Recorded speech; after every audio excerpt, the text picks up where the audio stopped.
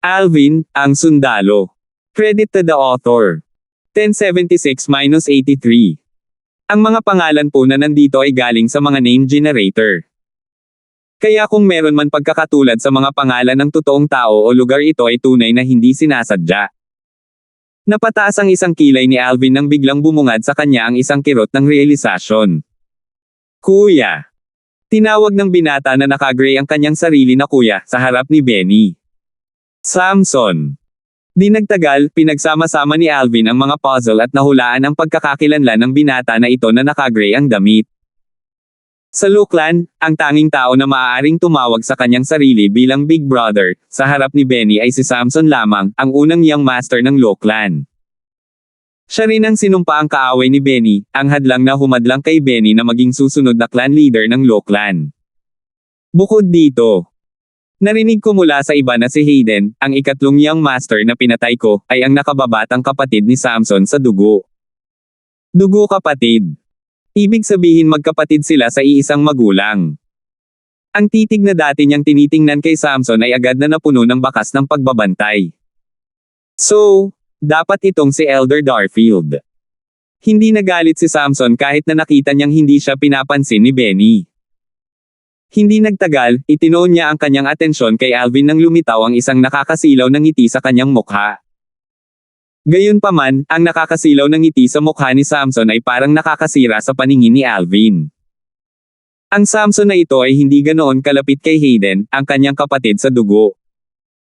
Tinanong ni Alvin si Benny sa pamamagitan ng kanyang voice transmission habang hindi niya pinansin si Samson. Ang kanilang mga magulang ay namatay noong sila ay bata pa. Pareho silang suportado ang isa't isa mula pa noon. Natural, sila ay nagkaroon ng isang mahusay na relasyon sa isa't isa. Bukod sa pagiging nakatatandang kapatid niya, si Samson ay gumanap din bilang ama kay Hayden. Siya ay parehong kapatid at ama sa kanya. Sumagot si Benny sa pamamagitan ng voice transmission. Agad na nakaramdam ng panginginig si Alvin sa kanyang gulugod. Hindi siya naniniwala na hindi alam ni Samson ang katotohanan na pinatay niya si Hayden. Gayunpaman, nakakangiti pa rin si Samson sa harap niya. Ito ang nagparamdam sa kanya na parang may malamig na simoy ng hangin na dumampi sa kanyang likuran. Ang Samson na ito ay isang lubhang mapanganib na tao.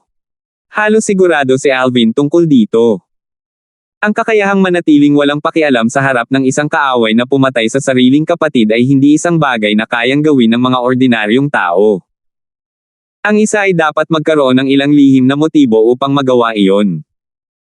Maaaring hindi pinansin ni Alvin si Samson kung sinubukan siyang patayin ni Samson sa sandaling pagmasdan niya ito. Gayunpaman, ang mga aksyon ni Samson ay nakadama sa kanya ng pangamba mula sa kaibuturan ng kanyang puso. Ang isang kaaway na nasa harapan ay hindi nakakatakot, hindi katulad ng isang kaaway sa dilim. Sino ka? Alam na tanong ni Alvin habang nakatingin kay Samson. Ako si Samson. Nananatili ang ngiti ni Samson sa kanyang mukha habang sinagot niya si Alvin sa magalang na paraan. Samson. Ang unang young master ng Lookland. Nagkunwaring nagulat si Alvin. Oo. Tumango si Samson bago siya idinagdag, bagaman ako ang unang young master ng Lookland, wala ako sa harap mo, Elder Darfield. Kung tutuusin, isa kang grade 1 alchemist. Kahit na ang clan leader at ang tatlong guardian elder ay dapat magpakita ng paggalang sa iyo. Napuno ng kahinhinan ang mukha ni Samson nang magsalita siya. Hindi gaanong pinansin ni Alvin ang pambobola ni Samson. Tumingin siya kay Samson habang nagtanong, narinig ko na si Hayden, ang ikatlong young master ng Lookland, ay ang iyong nakababatang kapatid sa dugo. Sa sandaling lumabas ang mga salita sa kanyang bibig, nanliit ang kanyang mga mata habang nakatitig kay Samson. Matalim ang titig niya na para bang matusok ang lahat. Kasabay nito, pinalawak din niya ang kanyang espiritual na enerhiya. Oo. Tumango si Samson. Agad na sumilay ang ngiti sa kanyang mukha. Mukhang hindi siya nagalit na binanggit ni Alvin si Hayden. Alam mo bang pinatay ko siya? Tanong muli ni Alvin. Nang tanungin niya ito, kumirot ang puso niya sa gulat. Ito ay dahil napansin niya na nang banggitin niya si Hayden, ang kanyang mga mata at ang espiritual na enerhiya ay hindi nakakakita ng anumang pagbabago sa emosyon ni Samson. Wala kahit kay titing. Ano ang ibig sabihin nito? Maaaring walang pakialam si Samson sa buhay at kamatayan ni Hayden o kaya niyang itago ang kanyang emosyon. Hindi mahalaga kung ito ang dating. Gayunpaman, talagang nakakatakot si Samson kung ito ang huli. Sa pamamagitan ng pag-uusap nila ni Samson sa pamamagitan ng voice transmission, napagpasyahan niya na ang una ay imposible at ang huli lamang ang posible. Nagdulot ito ng panginginig sa kanyang gulugod. Sa nakikita niya, si Samson ay parang makamandag na ahas na madaling makibagay sa kanyang kapaligiran.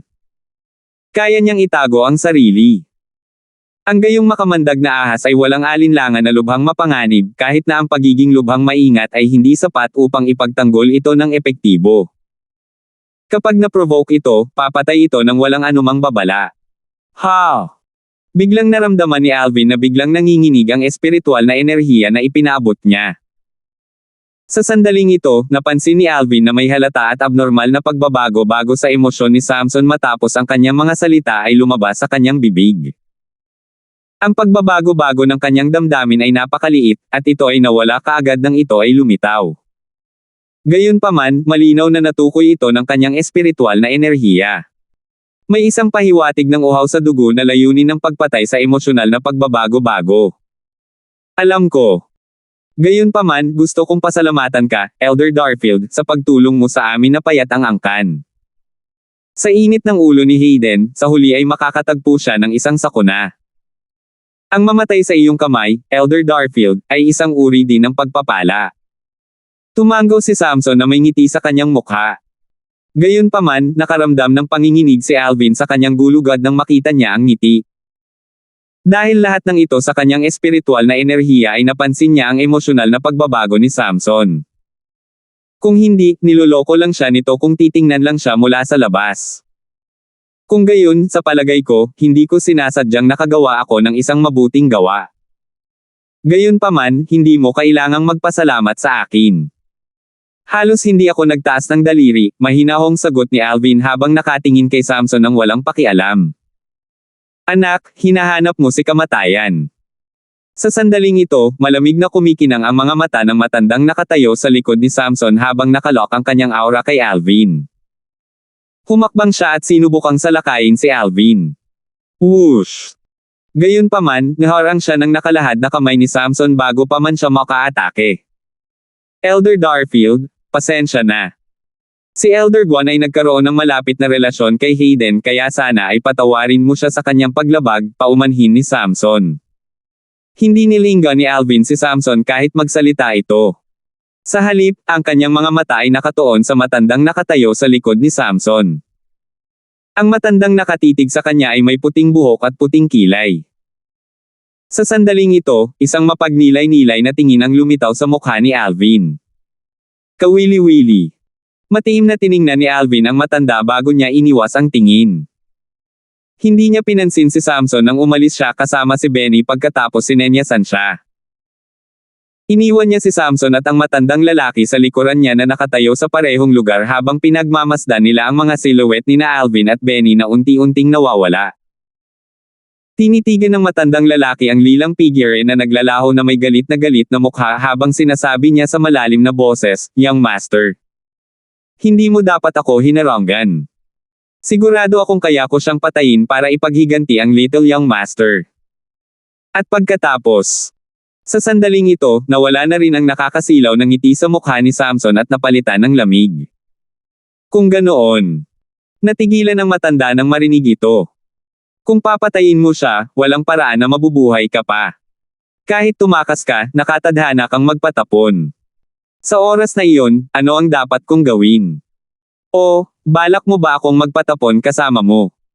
Maingat na binibigkas ni Samson ang bawat salita at hindi makapagsalita ang matanda. Eksakto. Kung papatayin niya si Alvin, maaari siyang mapatapon para takasan ang grupo ng mga nagalit na matataas na opisyal ng Loklan. Gayunpaman, ang Young Master ay mabibigatan niya. Pagkatapos ng lahat, ang bawat aksyon niya ay kumakatawan sa kanyang Young Master, si Samson. Kung papatayin mo siya, mamamatay ka o kailangan mong tumakas. At mawawalan ako ng pagkakataon na maging clan leader ng Loklan kahit pa pinapayagan akong manatili dito. Hinding-hindi papayag ang Loklan na maging clan leader ang taong walang pakialam sa interes ng clan.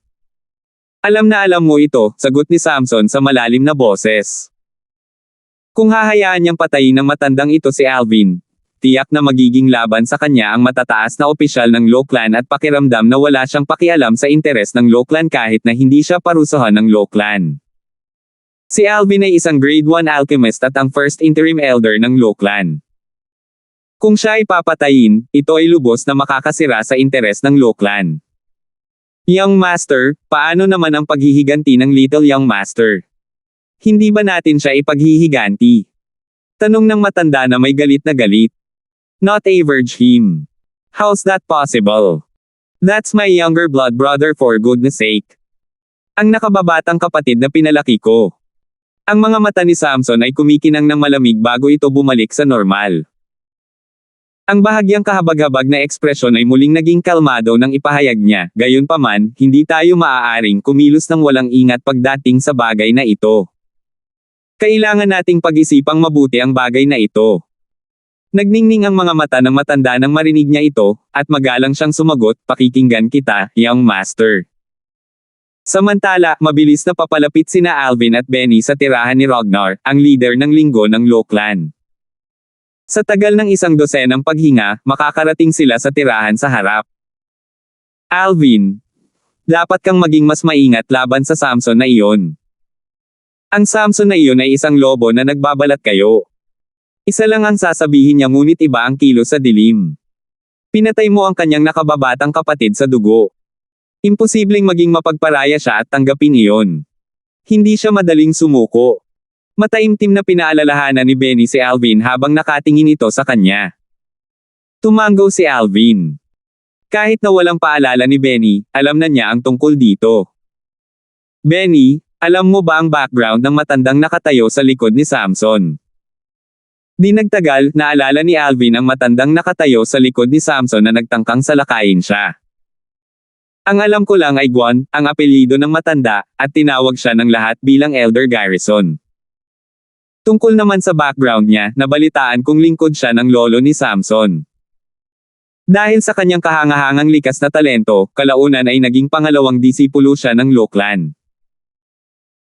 Pagkamatay ng lolo ni Samson, patuloy niyang sinundan ang ama ni Samson, at ang dalawang kapatid na lalaki ni Samson, si Hayden Law, at inalagaan sila. Sinasabi na ang matanda ay pumasok na sa 9th level Void Transformation Stage at hindi malayong makapasok sa tuktok ng Void ay mas malakas ang kanyang lakas kumpara sa maraming elder sa ating Law Clan.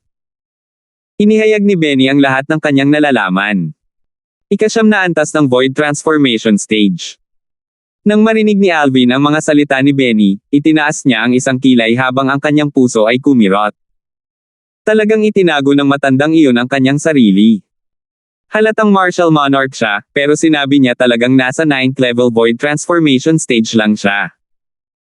Kanina, nang ang aura ng matandang iyon ay nakalock sa kanya para atakihin siya, iniabot niya ang kanyang espiritual na enerhiya upang suriin ang paglilinang ng matanda. Gayunpaman, para bang ang kanyang espiritual na enerhiya ay nakatagpo ng isang balde ng bulak at nawala nang walang bakas nang lumapit ito sa matanda. Noong panahong iyon, alam niyang martial monarch ang matanda. 1077. Gayunpaman, ang matanda ay higit sa isang first stage martial monarch. Sa pamamagitan ng pag-alala sa dalawang muling pagkakatawang tao ng Rebirth Martial Emperor, halos nauunawaan ito ni Alvin. Natarante si Benny nang makita niyang biglang tumigil si Alvin sa kanyang paggalaw. Huminto rin si Benny at nagtanong, bakit? May mali ba? Walang mali. Nang marinig ni Alvin ang mga salita ni Benny, bumalik siya sa katinoan at umiling. Nagpasya siyang huwag ibunyag kay Benny ang kanyang natuklasan. Kung alam ni Benny na may martial monarch na sumusunod sa kanya si Samson, tiyak na hindi siya magiging masaya. Pagkatapos ng lahat, kailangan niyang alisin ang katitisura na ito, si Samson, kung gusto niya ang posisyon ng susunod na clan leader ng Law Clan. Baka malungkot siya kung alam niyang may martial monarch na nagpoprotekta kay Samson. Hindi itinuloy ni Benny ang bagay na iyon kahit na siya ay naguguluhan nang makita niyang si Alvin ay mukhang nagmumuni-muni pa rin kahit na bumalik na siya sa kanyang katinoan. Nakikita niyang ayaw magsalita ni Alvin kaya hindi niya intensyon na pilitin si Alvin na sabihin ito ng malakas. Hindi nagtagal, pumasok si Alvin sa napakaganda at mataas na mansyon bago siya pumasok sa main hall ng residence sa ilalim ng patnubay ni Benny. May naghihintay na sa main hall. Si Ragnar iyon, ang pinuno ng clan ng Lokeland. Clan leader, nakangiting bati ni Alvin kay Ragnar. Hindi siya yumuko tulad ng ginawa ni Benny. Tiyak na hindi matutuwa si Ragnar kung may ibang kumilos ng ganoon. Gayunpaman, ang taong ito ay walang iba kundi si Alvin. Hindi lamang niya nadama na makatuwirang kumilos siya ng ganoon, ngumiti pa siya habang tumugon, Elder Darfield. Elder Darfield, nabasa ko na ang ilang sinaunang libro at sa wakas ay nakakita ako ng ilang text record tungkol sa dalawang materyales na panggamot na hinahanap mo. Sa 2 araw na ito, maraming beses na akong naghanap sa treasure vault ng aming Lokeland at sa wakas ay nakakita ako ng ilang mga panggamot na materyales na katulad ng kanilang mga katangian. Hindi ko lang alam kung sila ang hinahanap mo. Hindi nagpatalo si Ragnar sa paligid ng bush. Iilan. Agad na lumiwanag ang mga mata ni Alvin nang marinig niya ang mga salita ni Ragnar. Agad niyang tinanong, leader ng clan, iniisip ko kung posible bang ipakita mo sa akin ang ilang mga gamot na iyon para makilala ko ang mga ito. May bakas ng pananabik sa mga salita ni Alvin. Sa kanyang opinyon, malaki ang posibilidad na ang mga materyales ay maaaring kabilang sa mga panggamot na materyales na natagpuan ni Ragnar dahil may ilan sa kanila. Oo naman.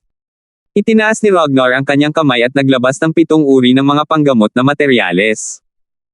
3 sa kanila ay mga halamang ugat na hugis-ugat na mukhang ilang variation ng ginseng. Ang iba pang 4 na panggamot na materyal ay hugis dahon ng mga halamang gamot. Kuya Darfield, maglinis ka. Ha! Hindi sila ang hinahanap mo. Ibibigay na sana ni Ragnar ang 7 gamot kay Alvin nang iangat niya ang kanyang ulo at nakita si Alvin na napabuntong hininga sa pagkabigo. Alam niya ang ibig sabihin ng ekspresyon niya. Eksakto. Tumango si Alvin. Nakangiting sabi niya, walang soul-fixing root at soul-stabilizing grass sa mga panggamot na materyales na ito. Gayunpaman, gusto ko pa ring pasalamatan ang clan leader sa napakaraming problema para sa akin. Nagpakita si Alvin ng pagpapahayag ng pasasalamat. Nambobola mo ako, Elder Darfield, sagot ni Ragnar. Ang pangunawa ko tungkol sa soul-fixing root at soul-stabilizing grass ay limitado lamang sa magaspang na record ng teksto sa mga sinaunang aklat. Kahit na makita ko sila, maaaring hindi ko sila makilala. Mayroon pa ring ilang mga panggagamot na materyales na tumutugma sa mga paglalarawan ng 2 mahalagang kayamanan sa mga talaan ng teksto sa aming Lokeland's Treasure Vault, ngunit nagustuhan mo ako. Sa Treasure Vault at tingnan mo sila mismo, Elder Darfield. Iminungkahi ni Ragnar sa huli. Kung gayon, dapat akong magpasalamat sa iyo ng maaga, clan leader. Ang tugon ni Alvin ay hindi nag-iwan ng puwang para sa pagdududa na tinanggap niya ang alok na pumunta sa Treasure Vault ng Lokeland upang tingnan ang mga panggamot na materyales kasama si Ragnar upang makita kung naroon ang mga bagay na hinahanap niya. Sinundan ni Alvin si Ragnar at umalis sa tirahan. Samantala, hindi sila sinundan ni Benny at bumalik sa kanyang tirahan. Ang Treasure Vault ng Lokeland ay matatagpuan sa hilaga ng tirahan ng Lokeland.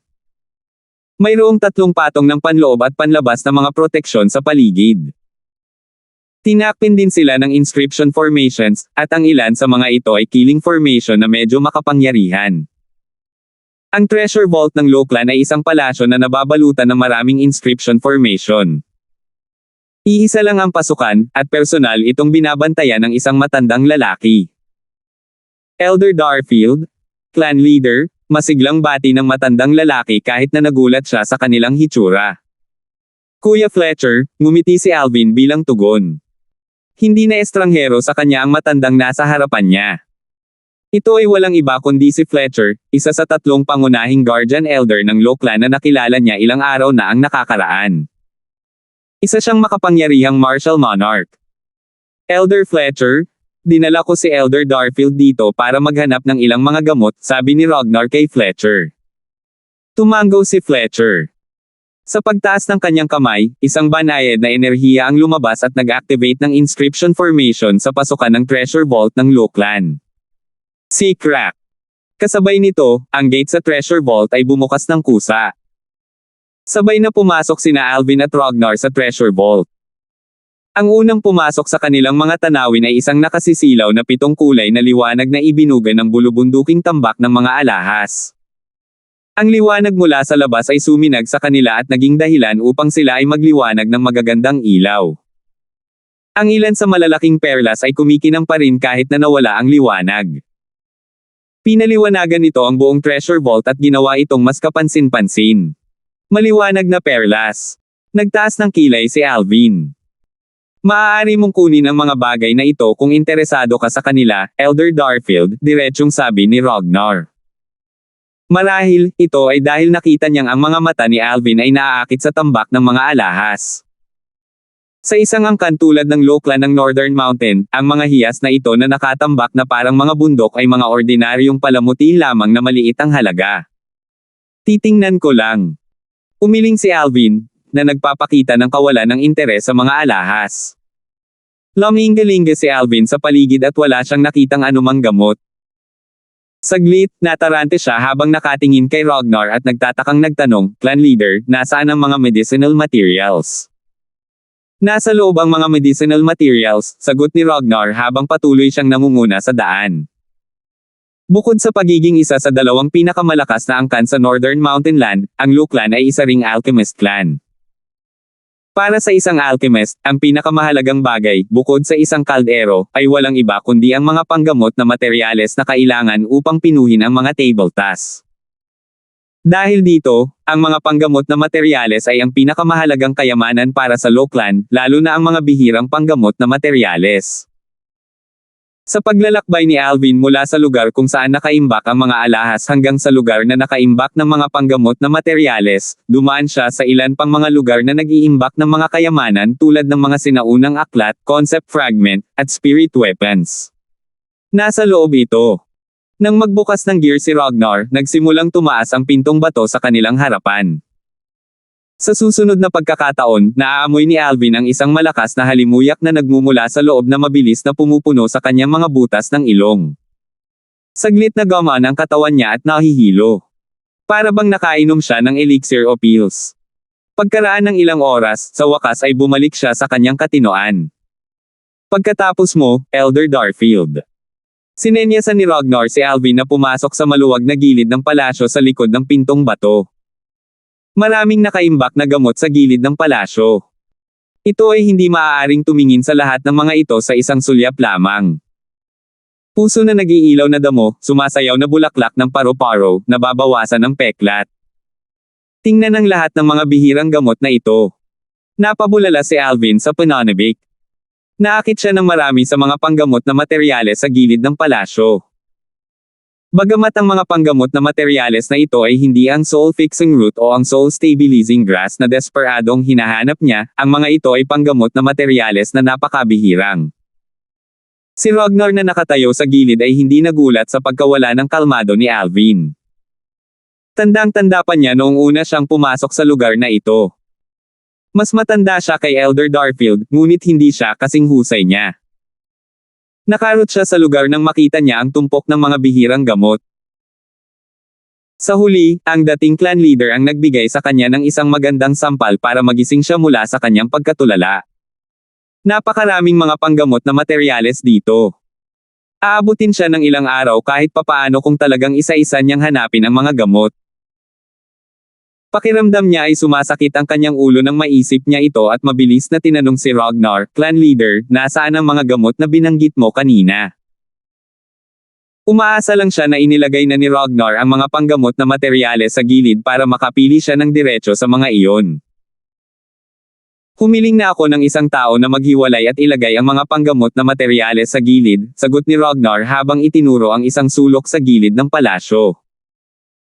Sa sandaling marinig ito ni Alvin, gumaan ang pakiramdam niya at mabilis na pumunta sa sulok ng gilid ng palasyo at hinaila ang dust-proof na tela na nakatikip sa tumpok ng mga panggamot na materyales. Matapos hilahin ang dust-proof na tela, biglang lumiwanag ang mga mata ni Alvin. Ilang dose-dosenang iba't ibang uri ng panggagamot na materyales ang lumitaw sa kanyang mga mata. Sinulyapan ni Alvin ang mga panggamot na materyales. Ang mga medicinal materials na nakita niya ay halos kapareho ng soul-fixing root at soul-stabilizing grass na hinahanap niya. Salamat sa iyong tulong, clan leader, mataimtim na sabi ni Alvin habang lumingon siya kay Ragnar. Kitang-kita ang maayos na tambak ng mga panggamot na materyales sa harapan niya kamakailan lamang na natipon. Ito ay sapat na upang patunayan ang mabuting hangarin at katapatan ni Ragnar. Nagdulot ito ng pakiramdam ng init na bumangon mula sa kaibuturan ng puso ni Alvin. Bagamat siya ay isang grade 1 alchemist, hindi siya nagpino ni isang tableta para sa Lochlan mula nang sumali siya sa Lochlan ilang araw na ang nakalipas. Masasabing wala pa siyang kontribusyon sa Lochlan. Sa ilalim ng gayong mga kalagayan, ang mga pagsisikap na ginawa ni Ragnar na kumakatawan sa Lochlan ay nagpapasalamat sa kanya mula sa kaibuturan ng kanyang puso. Sana mahanap mo ang mga bagay na gusto mo, Elder Darfield. Nakangiting tugon ni Ragnar. Sige. Tumango si Alvin habang ibinalik ang kanyang ulo upang maingat na tingnan ang tumpok ng mga halamang gamot sa kanyang harapan. Maya-maya pa, dama po ang kanyang tingin sa isa sa mga medicinal materials at nanatili doon. Kasabay nito, ang kapaligiran sa gilid ng palasyo ay naging napakabigat. Huff! Puff! Huff! Tanging ang mabilis na paghinga ni Alvin ang maririnig. Hindi maiwasan ni Ragnar na ma-curious nang marinig niya ang paghinga ni Alvin. Naglakad siya papunta sa gilid ni Alvin na parang bugzo ng hangin at tumingin sa direksyon ng tingin ni Alvin. Isang halamang ugat na hugis-ugat ang lumitaw sa kanyang mga mata. Ang lahat ng mga ugat ng gamot na ito na hugis-ugat ay pinagsama-sama at pinaikot-ikot sa isang bola. Ito ay tumingin lubhang kakaiba. Ay ito ba ang soul-fixing root? Tanong ni Ragnar, bahagyang nagulat. Ang hugis-ugat na material na panggamot na ito ay lubhang naiiba sa tekstual na paglalarawan ng soul-fixing root na nabasa niya sa sinaunang aklat. Hindi nito binanggit ang mga ugat ng soul-fixing root na kumukulot. Tama. Ito ang soul-fixing root. At hindi ito basta-basta soul-fixing root. 1078, nag-aalok ng gantimpala. Tagasalin, Endless Fantasy Translation Editor, Endless Fantasy Translation. Hindi lang basta ordinaryong soul-fixing root. Napamura si Ragnar nang makita niyang ginaising niya si Alvin mula sa kanyang pagkatulala. Baka sa mga mata niya ang pagkalito. Wala siyang ideya kung ano ang ibig sabihin ni Alvin dito. Oo. Si Alvin na natulala lang ay may nasasabik na ekspresyon sa kanyang mukha. Ang isang ordinaryong soul-fixing root ay karaniwang may mga tuwid na ugat. Gayunpaman, kapag ito ay nabuhay ng higit sa 1,000 taon, ang mga ugat nito ay magsisimulang mabaluktot. Kapag mas matagal itong nabubuhay, mas kulutin ang mga ugat. Itinaas ni Alvin ang soul-fixing root na may kulot na mga ugat na may bakas ng pananabik sa kanyang mga mata. Kung gayon, sa kasong ito, ang soul-fixing root na ito ay dapat na nabuhay ng mahabang panahon. Agad na lumiwanag ang mga mata ni Ragnar nang marinig niya ang mga salita ni Alvin. Kuya Darfield, hulaan mo ba kung ilang taon na ito? Kung titingnan ang antas ng pagkulot ng ugat nito, masasabi kong ito ay hindi bababa sa 5,000 taong gulang. Ang ganitong uri ng soul-fixing root ay maaaring ituring bilang isang coiled dragon root. Sabi ni Alvin habang pinag-aaralan niya ang soul-fixing root sa kanyang kamay. Naka-coiled dragon root. Sa sandaling marinig ni Ragnar ang mga salita ni Alvin, agad na nanliit ang kanyang mga mata. Naturally, narinig na niya ang coiled dragon root dati. Ang A-coiled dragon root ay hindi ang pangalan ng isang tiyak na hugis-ugat na panggamot na materyal. Sa halip, ang anumang mga bihirang gamot na hugis-ugat na 5,000 taong gulang ay tinatawag na coiled dragon root. Hindi ako makapaniwala na itong soul-fixing root na ito ay naging coiled dragon root. No wonder na miss ko ito noon at hindi ko dinala. Napabulala si Ragnar, mapalad na ikaw ay may kaalaman at makikilala mo ito sa isang sulyap lamang, Elder Darfield. Kung hindi, ito ay matatakpan lamang ng alikabok kahit na patuloy itong manatili sa loob ng treasure vault ng ating Lochlan. Binabati kita, Elder Darfield. Nakangiti si Ragnar habang binabati niya si Alvin pagkatapos niyang mabawi ang kanyang katinoan. Salamat, clan leader. Mabilis na nagpasalamat sa kanya si Alvin bago inilagay ang soul-fixing root sa kanyang spatial ring na para bang nakakuha siya ng mahalagang kayamanan. Hindi siya mapakali sa mahabang panahon. Kung ito man ay ang soul-fixing root o ang soul-stabilizing grass, pareho silang napakabihirang mga kayamanan sa Cloud Continent. Maraming tao ang hindi pa nakakita sa kanila kahit isang beses sa buong buhay nila. Dati, hindi inakala ni Alvin na makukuha niya ang soul-fixing root sa Looclan. Bagamat sinundan niya si Ragnar sa treasure vault ng Looclan, nag-aalinlangan pa rin siya tungkol dito. Sinadya lang niyang pumunta dito para subukan ang swerte niya. Hindi sumagi sa isip niya na makakatagpo talaga siya ng soul-fixing root. Marahil, ito ang ibig sabihin ng mga tao sa isang pagkakataon, naisip ni Alvin sa kanyang sarili. Sa soul-fixing root na ito, makakagawa muna ako ng likidong gamot para maubos at mahilam ni Irish ang bahagi ng sugat sa kanyang kaluluwa. Sana lang ay magising siya kapag bahagyang gumaling na ang sugat, bulong ni Alvin sa sarili. Baka sa mukha niya ang pag-aalala nang maisip niya iyon. Elder Darfield, ituloy ang pagtingin. Tingnan mo kung mahahanap mo rin ang soul-stabilizing grass, nakangiting sabi ni Ragnar. Tumango si Alvin bago niya sinimulang tingnan ang ilang dose-dosenang mga panggamot na materyales sa kanyang harapan. Sa huli, wala siyang mahanap. Walang soul-stabilizing grass dito. Bagamat walang soul-stabilizing grass, ang katotohanan na nahanap niya ang soul-fixing root ay isang magandang sorpresa pa rin kay Alvin. Clan leader, gusto ko munang bumalik. Si Alvin ay sabik na bumalik sa lalong madaling panahon. Gusto niyang gumawa ng potion para ubusin ni Irish sa lalong madaling panahon. Ayaw na niyang magtagal pa rito. Sige. Ang clan leader ng Looclan, si Ragnar, ay natural na matalinong tao. Walang alinlangan na naririnig niya ang pagkaapurahan sa tono ni Alvin. Sa sumunod na pagkakataon, umalis silang dalawa sa gilid ng palasyo na naglalaman ng iba't ibang gamot at naglakad palabas. Bumalik sila gamit ang pinanggalingan nila. Clan leader, kung kailangan ng clan ng kahit anong grade 1 na pills, maaari ka na lang gumawa ng listahan para sa akin. Kapag narito na ang mga medicinal materials, agad kong aayusin ang grade 1 na pills para sa clan, mataimtim na sinabi ni Alvin kay Ragnar.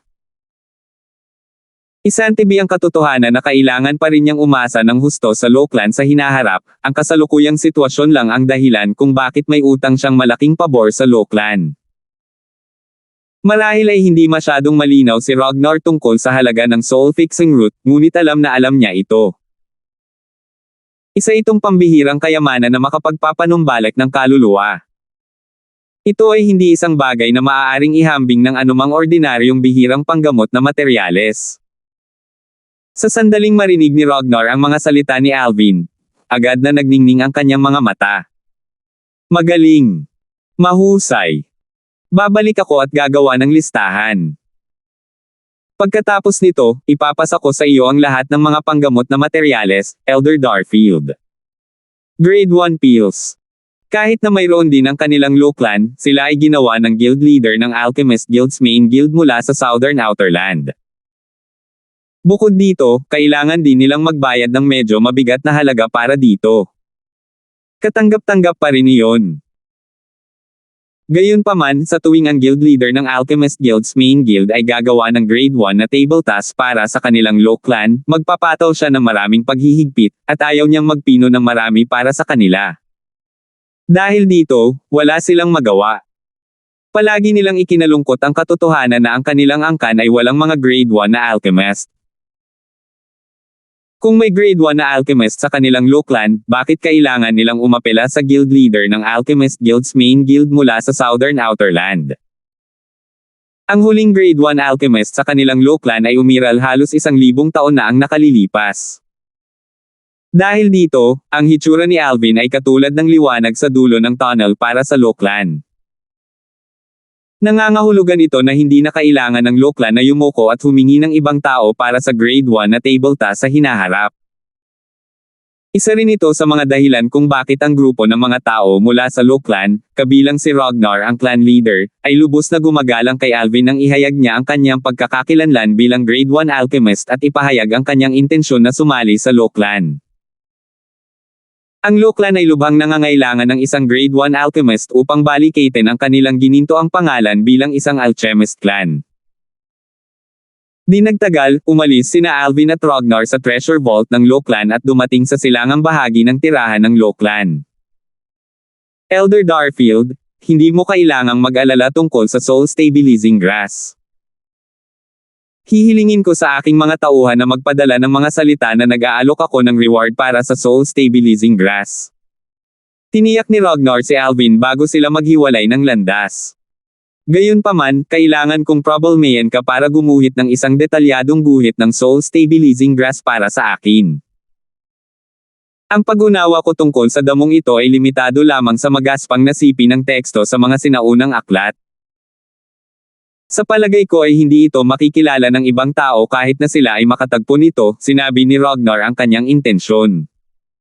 Mag-alok ng reward. Nang marinig ni Alvin ang mga salita ni Ragnar, agad na nagningning ang kanyang mga mata.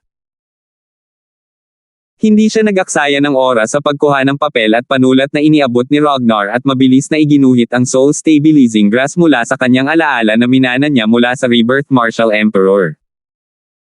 Ilang beses nang nakita ng Rebirth Martial Emperor ang soul stabilizing grass. Siya ay napaka-partikular sa bawat detalye. Pagkaraan ng 15 minuto, sa wakas ay natapos ni Alvin ang pagguhit ng soul stabilizing grass. Magaling na drawing. Ang mga mata ni Ragnar ay kumikinang ng maliwanag nang makita niya ang matingkad at parang buhay na guhit na ibinigay sa kanya ni Alvin. Napangiti siya. Sa pagguhit na ito bilang blueprint, gagawa ako ng 10,000 kopya at ipamahagi ang mga ito. Maaari kong ipamahagi ang mga ito sa buong Northern Mountain Land at maging sa kalahati ng Southern Outer Land.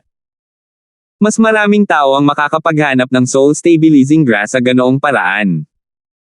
Anong reward ang balak mong ibigay, clan leader? Tanong ni Alvin. Nang marinig ni Ragnar ang mga salita ni Alvin, bahagya siyang bumulong, bueno, kailangan ko munang pag-isipan ito. Hindi sapat ang mga ordinaryong bagay para maengganyo ang lahat ng martial artist na may alam tungkol sa bagay na ito na hanapin ang soul stabilizing grass. Isang bumbilya ang kumislap sa isip ni Alvin at mabilis siyang tumunog, clan leader, may mungkahi ako. Pakisabi sa akin, Elder Darfield. Tumingin si Ragnar kay Alvin. Paano ito? Ibigay ang iyong salita na ang sinumang makakuha ng soul stabilizing grass ay gagantimpalaan ng isang Grade 1 spirit weapon at 10 Grade 1 life recovery pills. Tahimik na mungkahi ni Alvin. Isang Grade 1 spirit weapon. 10 Grade 1 life recovery pills. Sa sandaling ang mga salita ni Alvin ay lumabas sa kanyang bibig, si Ragnar, ang leader ng angkan ng Lo Clan, ay nabigla. Sandali siyang nakatayo doon habang nakanganga ang bibig. Isa man itong Grade 1 Spirit Weapon o Grade 1 Life Recovery Pill, pareho silang napakahalagang kayamanan sa Inner Land, lalo na sa Outer Land. Kung sila ay lumitaw sa Outer Land, ito ay sapat na upang maging sanhi ng isang digmaan na ang mga tao ay handang mamatay para sa. Elder Darfield, ang Grade 1 Life Recovery Pills ay magagawa pa rin dahil mayroon pa tayong isang dosina na natitira sa stock ng ating Lo Clan. Kahit na wala tayong sapat, maaari mo pa ring pinuhin ang higit pa sa mga ito. Huminga ng malalim si Ragnar para kumalma bago siya nagpatuloy sa pagsasabi, pero, tungkol sa Grade 1 Spirit Weapon. Kahit sa ating Lo Clan, 4 lang ang nasa kamay natin. 3 sa kanila ay nasa kamay ng 3 Guardian Elders, at ang isa ay nasa kamay ko. Itong 4 na Grade 1 Spirit Weapons ay ipinamana ng mga ninuno ng ating Lo Clan kaya to. Clan leader, sa palagay ko ay hindi mo ako naiintindihan, putol ni Alvin kay Ragnar. Alam niyang hindi siya naiintindihan ni Ragnar. Misunderstood. Nagulat si Ragnar. Clan leader, hindi ko balak na hayaan ang clan na ibigay ang mga reward na iminungkahi ko lang. Lubos na akong nagpapasalamat na tinutulungan ako ng clan na ipalaganap ang balita sa pamamagitan ng iyong napakaraming network. Tumango si Alvin bago siya nagpatuloy sa pagsasabing, para sa Grade 1 Spirit Weapon at sa 10 Grade 1 Life Recovery Pills, ako ang mananagot sa pagbibigay nito. Sa pagkakataong narinig ito ni Ragnar, nakahinga siya ng maluwag. Nakalimutan ko na dahil isa kang Grade 1 Alchemist, Elder Darfield, madali mong makuha ang iyong mga kamay sa isang Grade 1 Spirit Weapon. Hanggat ang isang Grade 1 Alchemist ay may sapat na medicinal materials, maaari niyang pinuhin ang isang malaking bilang ng Grade 1 na pills. Ang isang malaking halaga ng Grade 1 na table task ay maaaring gamitin upang ipagpalit para sa isang Grade 1 Spirit Weapon na ginawa ng isang Grade 1 Weapons Craftsman. Natural, ito ang naisip ni Ragnar. Kung alam niya na ang binata na nakasuot ng purple na nakatayo sa kanyang harapan ay hindi lamang isang Grade 1 Alchemist kundi Grade 1 din na manggagawa ng armas, na alam kung anong ekspresyon ang isusuot niya ngayon. Clan Leader, ipauubaya ko sa iyo ang bagay na ito, mataimtim na sabi ni Alvin. Magtiwala ka, Elder Darfield. Tumango si Ragnar. Sisiguraduhin kong magiging maayos ang lahat. Sa mga gantimpala na ipinangako mo, naniniwala akong kahit isang martial monarch ay matutokso na tulungan kang maghanap para sa soul stabilizing grass. Iyon ang pinupuntirya ko. Ngumiti si Alvin. Matapos makipaghiwalay kay Ragnar, si Alvin ay lumipad palabas tulad ng isang palaso na ibinaril mula sa busog at nagmamadaling bumalik sa kanyang tirahan. Irish, nahanap na ng Kuya Darfield mo ang soul fixing root. Sa medicinal efficacy ng 5,000-year-old soul fixing root, gagaling nito ang karamihan sa iyong pinsala sa kaluluwa, bulong ni Alvin. 1079. Sast. Isang mahinang sipol ang biglang umalangaw-ngaw sa isang tahimik na silid. Mahigpit na isinara ang pinto ng silid. Isang binata na nakasuot ng lila ang nakatayo sa harap ng isang kama habang ang apoy ay lumabas sa kanyang palad. Ang apoy ay iba sa ordinaryong apoy. Kulay purple iyon. Bukod dito, mayroong isang mahinang patong ng ginto sa paligid ng lilang apoy. Ito ay ang Grade 1 Pale Fire, Violet Gold Pale Fire. Ang binata na nakasuot ng purple ay walang iba kundi si Alvin na bumalik matapos makipaghiwalay kay Ragnar, ang clan leader ng Lu Clan. Bumalik siya sa kanyang kwarto pagkabalik niya. Nang nasa kwarto na siya, binuhat niya ang natutulog na Irish mula sa ice coffin at inihiga ito sa kama. Pagkatapos, sinimulan niyang patigasin ang Grade 1 Pale Fire. Ang 5,000 taong gulang na soul fixing root na ito ay maaari lamang mapino ng Grade 1 Pale Fire o higit pa, ungol ni Alvin.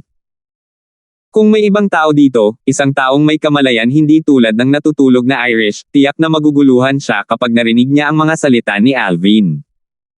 Hindi ba ang Grade 1 na Pale Fire ang pinakamataas na grade na Pale Fire? May Pale Fires pa ba sa itaas ng Grade 1? Siguradong magtatanong ang taong iyon. Natural, ito ay dahil karamihan sa mga tao ay hindi alam ang tungkol sa quasi-royal grade alchemists at royal grade alchemists. Ang mga alchemist ng royal grade ay mga alchemist na tunay na nakatayo sa tuktok sa Cloud Continent. Bulong ni Alvin sa sarili habang casual na naglalabas ng kakaibang hugis-ugat na panggamot na materyal. Ang mga ugat ng kakaibang hugis-ugat na panggamot na materyal ay pinagsama-sama. Ito ay tumingin lubhang kakaiba. Ito ay walang iba kundi ang soul fixing root. Ginabayan ni Alvin ang soul fixing root sa tuktok ng Grade 1 Pale Fire bago niya pinahintulutan ang Grade 1 Pale Fire na balutin ito ng buo.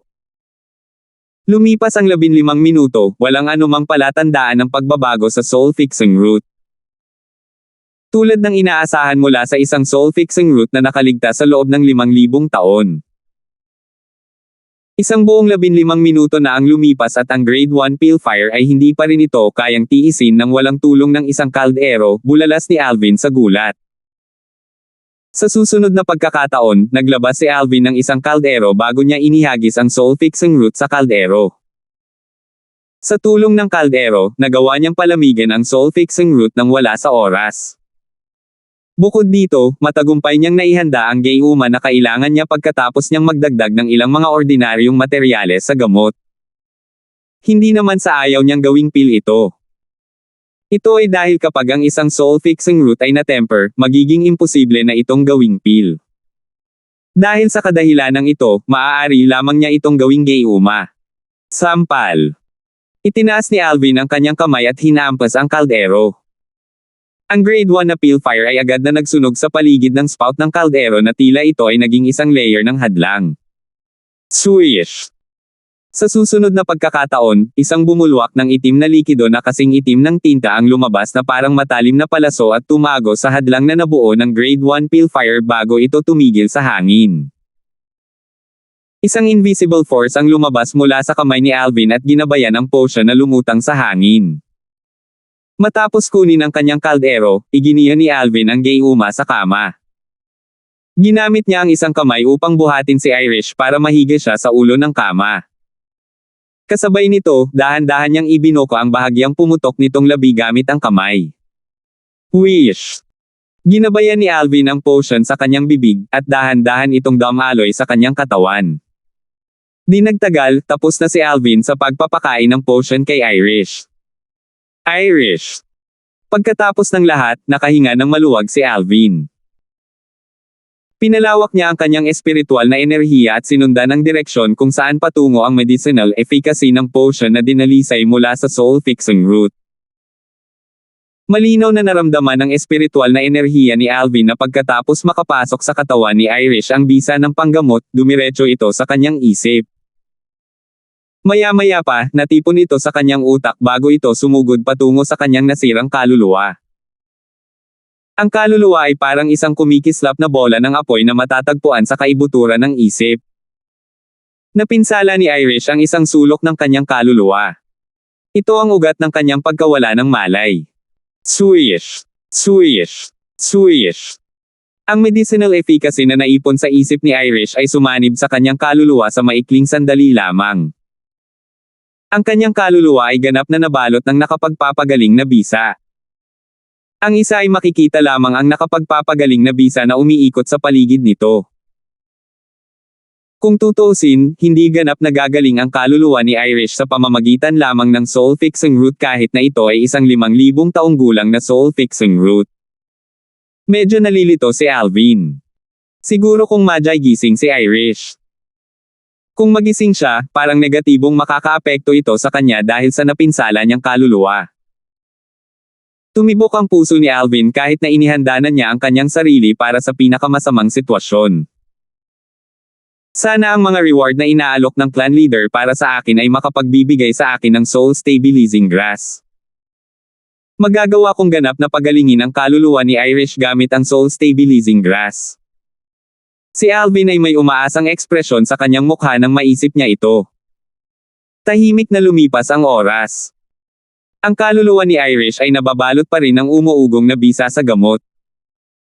Dahil doon, hindi ito nagawang lapitan ng espiritual na enerhiya ni Alvin. Wala siyang nagawa kundi ang manood sa malayo. Si Alvin ay tahimik na naghintay para sa huling resulta sa tabi ng kama. Alam niya na magkakaroon ng dalawang posibleng kahihinatnan kapag ang medicinal efficacy ay ganap na sumanib sa kaluluwa ni Irish. Isa sa mga kinalabasan ay patuloy na mananatiling walang malay si Irish at magi gising lamang kapag nainom niya ang potion na pino mula sa soul stabilizing grass. Ang isa pang resulta ay magi gising si Irish, ngunit mapipinsala pa rin ang kanyang kaluluwa. Ito ay negatibong makakaapekto sa kanya sa anumang paraan.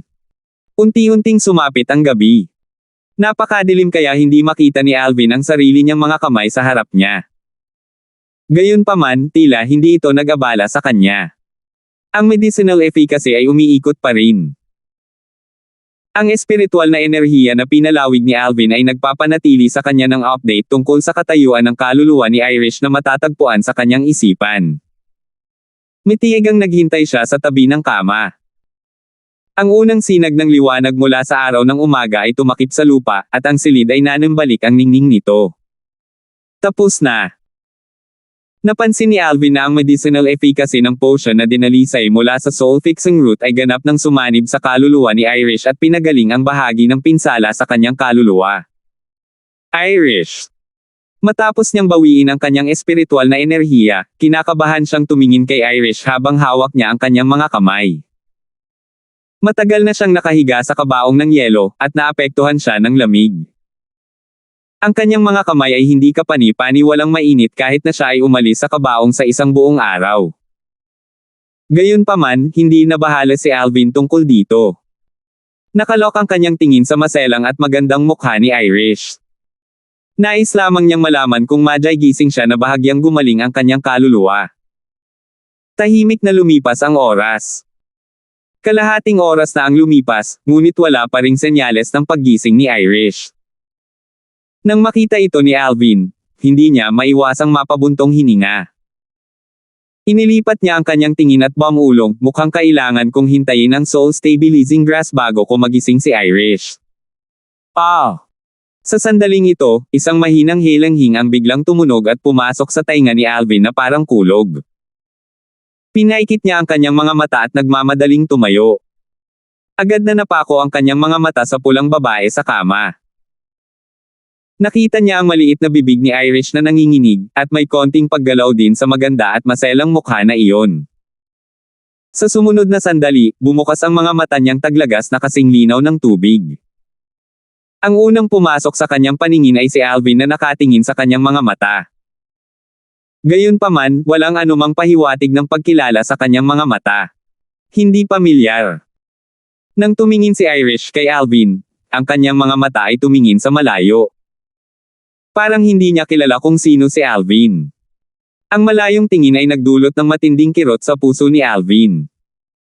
Mukhang nangyari na ang pinakakinatatakutan ko, bulong ni Alvin sa sarili. Whoosh! Bago pa malaman ni Alvin kung ano ang nangyayari, biglang sumilay ang pulang ilaw sa kanyang mga mata. Sa susunod na sandali, nakita niyang umalis na si Irish sa kama at nawala sa kanyang paningin. Kasabay nito, kitang-kita niya ang isang alon ng mainit na aura sa kanyang likuran. Irish! Lumingon si Alvin upang tingnan si Irish na umaaligid sa hangin kasama ang kanyang pulang damit na kumikislap habang ang naglalagablab na apoy ay sumisikat sa kanyang katawan. Napansin niya na ang titig na tinitignan siya ni Irish ay walang anumang emosyon. Napakalayo nito na para bang may tinitingnan siyang estranghero. Huminga ng malalim si Alvin at pinigilan ang kanyang magulong emosyon bago malumanay na nagtanong, Irish, hindi mo ba ako naaalala? Ako ang Kuya Darfield mo. Kuya Darfield. Kumunat ang noo ni Irish nang marinig niya ang mga salita ni Alvin. Lumingon siya sa hangin na para bang may naalala siya. Gumalaw ang pulang damit sa kanyang katawan kasabay ng lumiligid na apoy sa kanyang katawan.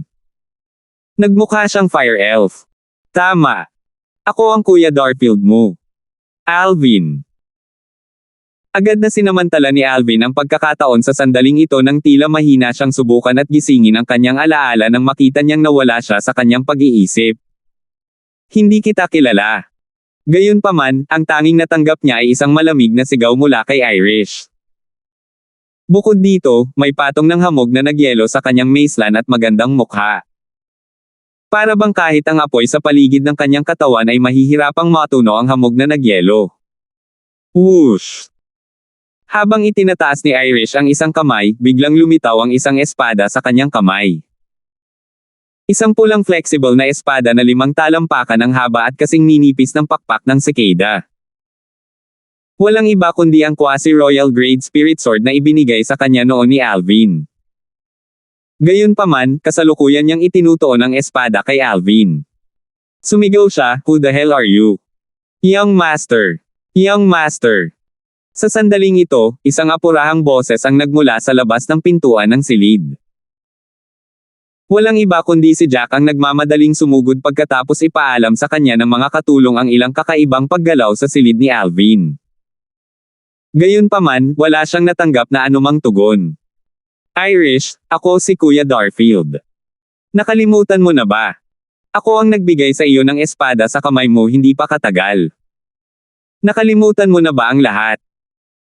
Hindi nabantayan ni Alvin ang kanyang sarili laban kay Irish kahit na tinutukan niya ang kanyang espada sa kanya. Sa halip, tumingin siya kay Irish habang matiyagang sinusubukang gisingin ang kanyang alaala. Kuya Darfield. Ikaw ang nagbigay sa akin ng espadang ito. Bumulong si Irish sa mahinang boses habang nakatingin kay Alvin bago ibinalik ang kanyang mga mata sa espada na nasa kanyang kamay. Oo, naalala mo na ba ngayon? Tumango si Alvin at tumingin kay Irish ng may pag-asa.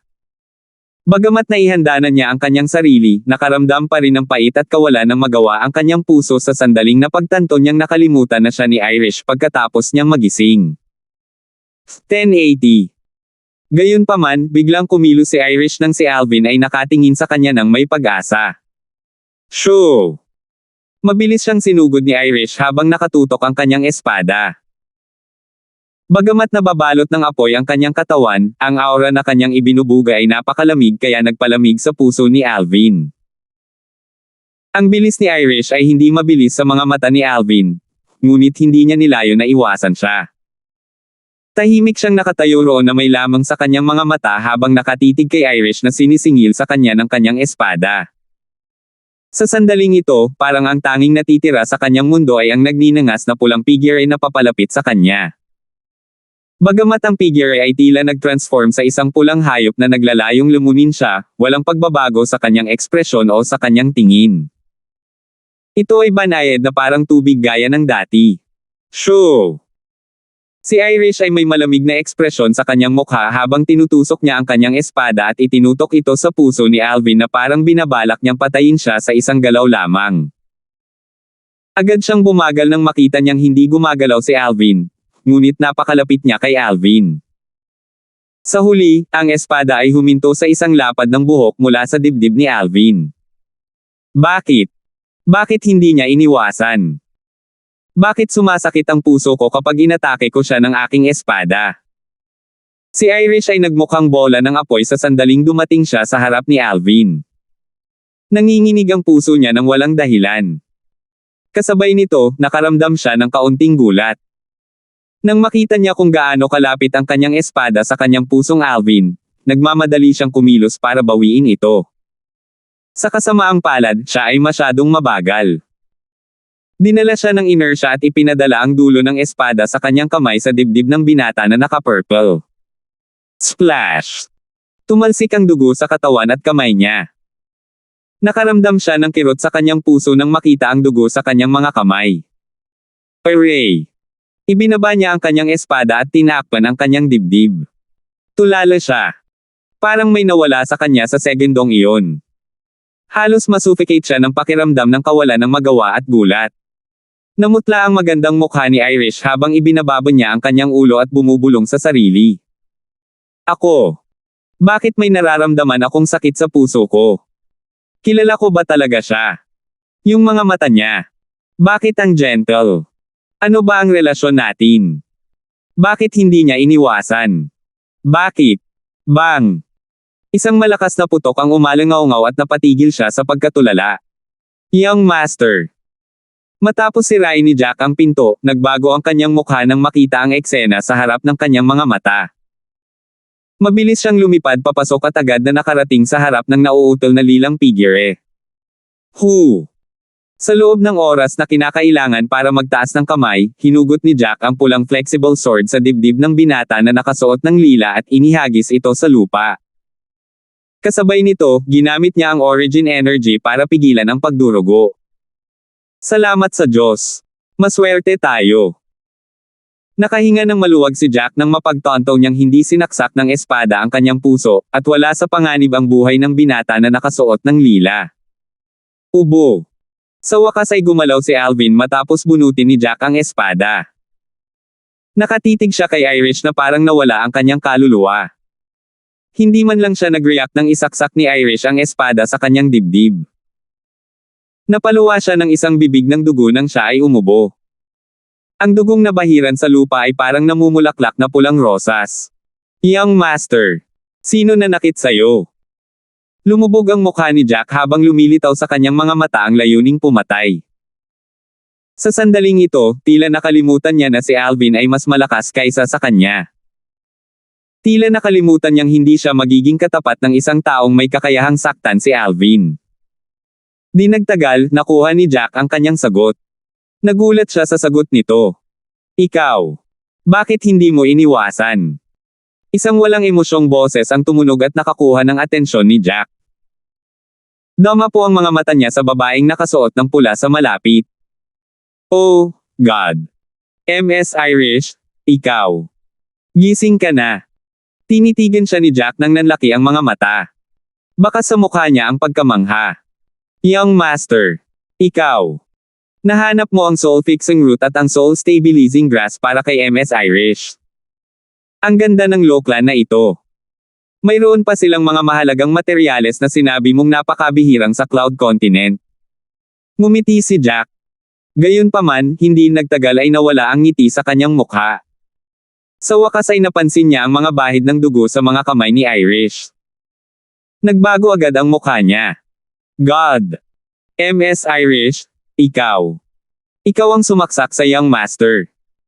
Kung ibang tao yun, lalaban siya hanggang kamatayan para ipaghiganti ang kanyang Young Master kahit alam niyang hindi siya kalaban ng mga ito. Gayunpaman, si Irish ay babae ng kanyang Young Master. Ang kanyang magiging Young Mistress. Wala siyang magawa kahit galit siya. Bakit ko naman iiwasan? Ikaw. Papatayin mo ba ako? Si Alvin, namumutla dahil sa labis na pagkawala ng dugo, ay tumugon sa tanong ni Irish na may isang tanong. Nanatiling tahimik si Irish matapos marinig ang kanyang tugon. Sumabog ang matinding sakit sa kanyang puso nang makita ang maputlang mukha ng lalaki. Parang nahati ang puso niya sa dalawang bahagi. Hindi niya maisip kung bakit. Unless kilala ko talaga siya. Pero bakit wala akong maalala? Kahit anong pilit ni Irish na maalala, wala siyang maalala tungkol sa lalaking nasa harapan niya.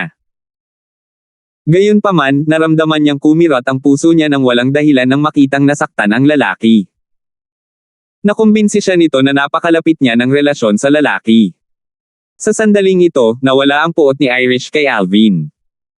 Nang mapansin iyon ni Alvin, nakahinga siya ng maluwag at isang taos-pusong ngiti ang sumilay sa gilid ng kanyang bibig. Alam niyang tama siya sa hindi pag-iwas sa pag-atake nito. Kahit papaano ay nalagpasan niya ang psikolohikal na hadlang ni Irish kahit na may pansamantalang amnesia nito. Ito ay isang magandang simula. At least, hindi na siya tinanggihan ni Irish. Baka sakaling tanggapin niya ito sa lalong madaling panahon. Kung naiwasan niya ang pag-ataking iyon, malamang na mas aatake si Irish dahil sa pansamantalang pagkawala ng kanyang memorya. Malamang na hindi siya tatanggapin ni Irish gaya ng ginawa niya ngayon. Young Master. Anong nangyari sa inyo ni MS Irish? Si Jack na nakatayo sa gilid ay natarante nang makita si Alvin na tumatawa kahit nasasaktan siya. Jack, natagpuan ko lang ang soul-fixing root sa Loklan. Hindi ko nahanap ang soul-stabilizing grass. Bagamat nagising si Irish pagkatapos niyang inumin ang pinong soul-fixing root potion, tila nawala lahat ng alaala niya sa akin, maikling paliwanag ni Alvin kay Jack. Nawalan siya ng alaala. No wonder. Pakiramdam ni Jack ay parang nakikinig siya sa isang hindi magandang kwento nang marinig niya ang paliwanag ni Alvin. Nakabawi siya sa pagkabigla at natauhan. Ipinaliwanag nito kung bakit sinasaktan siya ni MS Irish na dating nagmamahal sa kanyang Young Master. Nawalan na pala ng alaala si MS Irish. Young Master, ano ang dapat nating gawin ngayon? Tanong ni Jack. Hanggat mahahanap natin ang soul-stabilizing grass at gawin itong gayuma para ubusin ni Irish, gagaling ang kanyang nasirang kaluluwa. Sa oras na iyon, natural niyang maaalala ang lahat, sabi ni Alvin. Sige. Tumango si Jack at nakahinga ng maluwag. Nag-aalala siya na hindi nagagaling si MS Irish. Sino ang nakakaalam kung sasaksakin niya ang kanyang Young Master ng isa o dalawang beses pa? Narinig ni Irish ang pag-uusap ni na Alvin at Jack. Ako. Paano ako nawala ng alaala? Tanong ni Irish habang nakatingin kay Alvin. Bagamat malamig pa rin ang ekspresyon ng kanyang mukha, hindi niya tinanggihan si Alvin gaya ng ginawa niya noon. Makikita ito sa paraan ng pagsisimula niya ng pakikipag-usap kay Alvin. Nang marinig ni Alvin ang pagtatanong ni Irish, hindi niya maiwasang alalahanin ang nakaraan. Masakit para sa kanya, ngunit ikinwento niya ang lahat ng detalyado kay Irish. Sinabi niya kay Irish ang tungkol sa kung paano niya pilit na itinaas ang kanyang fire profundity para sa kanya hanggang sa pumutok ang lakas ng fire spirit body. Naturally, sinabi rin niya sa kanya ang tungkol sa kung paano niya pinigilan ang pabago-bagong lakas ng Fire Spirit Body pagkatapos niyang mag-devilized kahit na nasira pa rin nito ang kaluluwa niya sa huli. Sinabi niya sa kanya ang lahat ng nangyari pagkatapos noon. Kaya iyon ang nangyari. Tanghali, isinakripisyo ko ang lahat para sa iyo kasama ang sarili kong buhay. Bulong Irish. Bagamat nalaman ni Irish ang nakaraan mula kay Alvin, nawala ang kanyang mga alaala pagkatapos ng lahat. Para siyang nakikinig sa isang kwento nang ikwento ni Alvin ang nakaraan. Imposibleng maging malapit siya kay Alvin tulad ng dati. Kahit malamig siya sa kanya, hindi na niya ito tinanggihan. Si Alvin ay labis na nasisiyahan doon. Kahit papaano ay hindi na niya kailangang mag-alala tungkol sa pag-atake sa kanya ni Irish. Ngayon, kailangan kong maghintay hanggang sa matagpuan natin ang Soul Stabilizing Grass upang maibalik ang alaala ni Irish. Kahit na alam ni Irish ang kanyang nakaraan, hindi siya magiging katulad ng dati niyang pagkatao nang hindi niya naaalala, naisip ni Alvin sa kanyang sarili. Ang kasalukuyang Irish ay kasing lamig ng yelo at ganap na naiiba sa kung ano siya noon. Hindi lang siya. Malamig ang pakikitungo niya sa lahat na para bang may utang sila sa kanya. Si Alvin ay medyo walang magawa sa bagay na iyon. Sinubukan niyang baguhin siya, ngunit napagtanto niyang walang paraan para baguhin ito. Sa kalaunan, naubusan ng ideya si Alvin at hinayaan siya. Sa estate ng Lockland. Sa isa sa mga mansyon sa East Side. Isang figure ang mabilis na tumangay na parang goshawk at tuloy-tuloy na dumapo sa likod bahay ng mansyon na iyon. Sa isang pergola sa likod bahay, isang binata na nakasuot ng kulay abo ang nakaupo sa harap ng isang mesang bato. Hawak niya ang isang kahoy na espada sa kanyang mga kamay na may malungkot na mukha. Mahirap intindihin ang mga kaisipang tumatakbo sa kanyang isipan. Young Master, iniisip mo na naman ba ang Little Young Master? Matandang lalaki ang nagsalita. Nakita niya ang kahoy na espada sa kamay ng binata na nakasuot ng kulay abo nang pumasok siya sa pergola. Kuya Garrison, naaalala mo pa ba itong kahoy na espada? Tanong ng binata na nakasuot ng kulay abo habang pinapaikot-ikot ang kahoy na espada sa kanyang mga kamay. Naaalala ko. Tumango ang matanda at bumaantong hininga. Ito ay regalo para sa ikalimang kaarawan ng maliit na Young Master. Ginawa mo ng personal ang espadang gawa sa kahoy para sa kanya. Noon, napakasaya ng batang Young Master nang matanggap niya ang regalo. Oo. Halos 30 taon na ang lumipas sa isang kisap mata. Tumango ang binata na nakasuot ng kulay abo. 1081. Young Master, may narinig akong kawili-wili.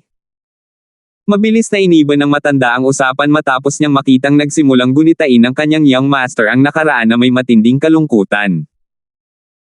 Ang naka-gray na binata ay walang iba kundi ang unang Young Master ng Lockland, si Samson.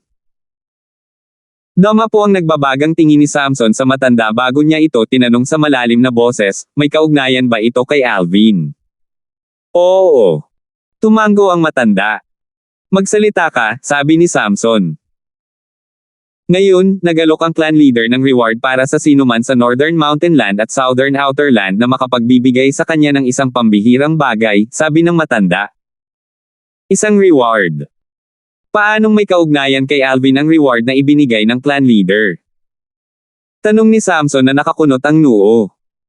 Paano kung si Alvin ang nag-aalok ng reward? Tanong ng matanda. Oh. Napukaw ang interes ni Samson nang marinig niya ito. Anong item ang hinahanap ng clan leader sa ngalan ni Alvin? Naghahanap sila ng isang pambihirang material na panggamot na kilala bilang Soul Stabilizing Grass, paliwanag ng matanda sa kanyang narinig.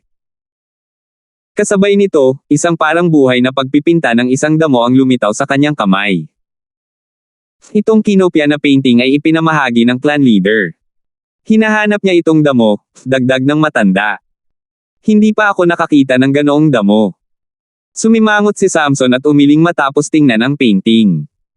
Alam mo ba kung ano ang gustong gawin ni Alvin sa damong ito? Wala akong narinig tungkol dyan. Umiling ang matanda. Bagamat hindi ko alam kung bakit gusto niya ang damong ito. Sigurado ako na ang damong ito ay napakahalaga sa kanya, at talagang gusto niya ito. Paano na? Tumingin si Samson sa matanda na may pag-aalinlangan. Young Master, alam mo ba kung ano ang inaalok ng clan leader at Alvin bilang reward sa paghahanap ng damong iyon? Tanong ng matanda. Bilisan mo. Sabihin mo lang sa akin ang sagot. Paano ko malalaman ang sagot sa ganyang tanong? Naiinip na sabi ni Samson. Nangako si Alvin ng grade 1 spirit weapon at 10 grade 1 life recovery pills bilang gantimpala para sa damong iyon. Maingat na binibigkas ng matanda ang bawat salita. Ang kanyang mga mata ay kumikinang at may katakawan ng banggitin ang grade 1 spirit weapon. Bagamat isa siyang martial monarch powerhouse, ang pinakamagandang spirit weapon na taglay niya ay grade 2 spirit weapon lang. Kahit na ang Lu Clan ay may ilang grade 1 spirit weapons, hindi siya nakakuha nito dahil sa kanyang kasalukuyang katayuan at posisyon. Maaaring magkaroon siya ng pagkakataong makakuha ng grade 1 spirit weapon kung ang Young Master na pinaglilingkuran niya ay naging clan leader ng Lu Clan. Grade 1 spirit weapon. Snap! Hindi sinasadyang naputol ni Samson ang kahoy na espada sa kanyang kamay pagkatapos niyang marinig ang mga salita ng matanda. Gayunpaman, tila hindi niya napansin ang kanyang ginawa. Panay ang tingin niya sa matandang nasa harapan niya. Sigurado ka bang grade 1 spirit weapon ito? Oo. Tumango ang matanda na may katiyakan. Na-verify ko na. Mayroong 4 na grade 1 spirit weapons lang sa aming clan. Aabot pa kaya ng clan leader namin ang isa sa kanila. Isang bakas ng paninibugho ang lumitaw sa mga mata ni Samson at sa kanyang mukha. Ang grade 1 spirit weapon na inaalok bilang reward ay hindi galing sa clan natin, sabi ng matanda at umiling. Hindi ba grade 1 spirit weapon mula sa clan natin? Natigilan si Samson. Tanong niya, ibibigay ni Alvin ang grade 1 spirit weapon para sa reward. Naniniwala ako na kaya niyang pinuhin ang grade 1 life recovering pills. Gayunpaman, ang Guildmaster of the Weapons Craftsman Guild's main guild ay ang tanging taong makakagawa ng grade 1 spirit weapon sa buong Southern Outer Land. Ang isang grade 1 spirit weapon ay isang napakabihirang bagay sa Southern Outer Land. Maraming martial monarchs mula sa second-rate forces ay wala man lang grade 1 spirit weapons, sabi ni Samson. Batay sa paraan ng pagsasalita niya, halatang hindi naniniwala si Samson na si Alvin ay may kakayahang gumawa ng grade 1 spirit weapons. Young Master, huwag mong kalimutan na si Alvin ay isang grade 1 alchemist. Hanggat siya ay payag, maaari niyang palaging gumamit ng grade 1 medicinal pills upang ipalit sa isang grade 1 spirit weapon, sabi ng matanda. Ngayong nabanggit mo ito ay lubos na posible. Mukhang maraming kayamanan si Alvin. Tumango si Samson habang kumikislap ang kanyang mga mata. Napuno ng kasakiman ang kanyang mukha. Baka ito na ang pagkakataon para sa atin. Bulong ni Samson sa sarili. Ngumiti siya ng nakakuloko na parang may iniisip na masama. Isang pagkakataon. Nataranta ang matanda. Oo, isang pagkakataon. Isang pagkakataon na patayin si Alvin. Malamig na kumikinang ang mga mata ni Samson habang ang kanyang tingin ay nahulog sa putol na kahoy na espada. Little Hayden, makatitiyak kang ipaghihiganti ka ni Kuya. Hindi ako karapat-dapat na maging kuya mo kung hindi ko putulin si Alvin sa 1,000,000 piraso, sabi ni Samson habang nakatingin sa kahoy na espada. Biglang nagningning ang mga mata ng matanda pagkatapos niyang marinig ang mga salita ni Samson. Alam niyang hindi magtitiwala na sasabihin iyon ng kanyang young master kung hindi siya sigurado. Inaasahan niyang makita kung paano mangyayari ang mga bagay. Young master, paano mo pinaplanong patayin si Alvin? Hindi napigil ang magtanong ng matanda. Ipinaliwanag ni Samson ang plano na naisip niya kanina nang walang pag-aalinlangan. Pagkatapos nito, tumingin si Samson sa matanda at nagtanong, ano ang iniisip mo sa planong ito? Ikaw ay matalino, young master. Malawak na ngiti ang makikita sa mukha ng matanda matapos niyang pakinggan ang plano. Mukhang this time around, kikita din tayo ng kaunting kapalaran bukod sa paghihiganti sa munting young master. Hindi napigilan ni Samson na maging mahiyain matapos niyang pakinggan ang papuri ng matanda. Alvin, hintayin mo lang. Ang mga mata ni Samson ay puno ng layuning pumatay nang maisip niya ang lilang pigire. Isang malaking web ng pagsasabuatan ang papalapit kay Alvin na hindi niya namalayan. Ang mga taong iyon ay naghihintay na mahulog siya sa bitag na kanilang itinakda. Ang lahat ng mga pinsala kay Alvin na dulot ni Irish ay sa wakas ay gumaling pagkatapos niyang ubusin ang life recovering pill at magpahinga ng ilang araw. Ang natitira ay isang galo sa kanyang dibdib. Maaaring ganap na gumaling ng life recovering pill ang peklat, ngunit sinadya ito ni Alvin. Hayaan mo na. Ito ay isang paalala ng isang hindi malilimutang alaala, naisip ni Alvin habang hinawakan niya ang peklat sa kanyang dibdib habang siya ay naliligo. Isang malabong ngiti ang sumilay sa kanyang mukha. Pagkatapos mag-shower, nag-freshen up siya at saka umupo sa kanyang kama para magtanim. Walang laman ang kwarto bukod sa kanya at ang walang laman na kabaong ng yelo. Para naman kay Irish, kumuha siya ng kasambahay para ilipat siya sa kalapit na silid. 9 Dragon War Sovereign Technique, Roving Dragon Form. Si Alvin ay nahulog ng malalim sa kanyang paglilinang. Hawak niya ang dalawang magkaibang concept fragment sa kanyang mga kamay habang naiintindihan niya ang mga konsepto at sabay na nilinang. Bakit parang may hindi tama? Di nagtagal, binuksan ni Alvin ang kanyang mga mata. Baka sa mukha niya ang pagtataka na para bang may tanong na bumabagabag sa kanya. Hindi ito ang unang pagkakataon. Dati kapag iniintindi ko ang dalawang magkaibang konsepto, hindi ganito ang pakiramdam. Umiling si Alvin at muling ipinikit ang kanyang mga mata upang ipagpatuloy ang kanyang paglilinang at pag-unawa sa dalawang magkaibang konsepto.